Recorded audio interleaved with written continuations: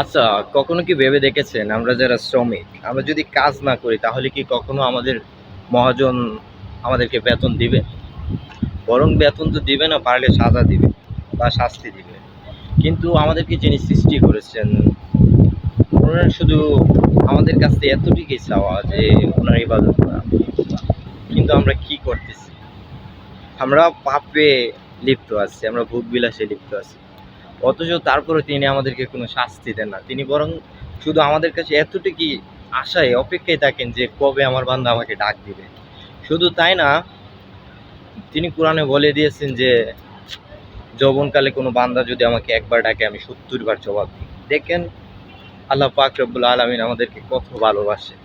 তারপরে আমরা ভোগ বিলাসে ব্যস্ত থেকে ওনাকে ভুলে থাকি। আল্লাহ মাফ করুক। দেখেন অন্যান্য আম্বিয়া বা পয়গম্বরদের যারা উম্মত ছিল, তারা সাধারণভাবে যারা আল্লাহর অবাধ্য হয়েছে তাদেরকে আল্লাহ কতই না কঠোর শাস্তি দিয়েছে। অনেক জাতি তো আছে পৃথিবীর মধ্যে ছিল যাদেরকে আল্লাহ ধ্বংসই করে দিয়েছে। তো আলহামদুলিল্লাহ বলতে হয় যে আমরা হযরত মুহাম্মদ সাল্লাল্লাহু আলাইহি সাল্লাম উম্মত হয়েছি, শ্রেষ্ঠ নবী পেয়েছি। হ্যাঁ, মূলত এই কারণেই আল্লাহ এত অবাধ্যতার পরও আমাদেরকে কোনো প্রকার শাস্তি দেয় না, বরং তিনি অপেক্ষায় থাকে কবে তার বান্দা তাকে ডাকবে। দাসী হয়ে দাসত্ব, এটাই তো চিরন্তন সত্য। ওটা আমারই একটা লেখা কবিতার লাইন, মৃত্যু তোমায় ডাকছে কবিতাটা। তো দাস মানে বা দাসী মানে হচ্ছে বান্দা, আর দাসত্ব ইবাদত করা, অর্থাৎ বান্দার কাজী খোদার ইবাদত করা।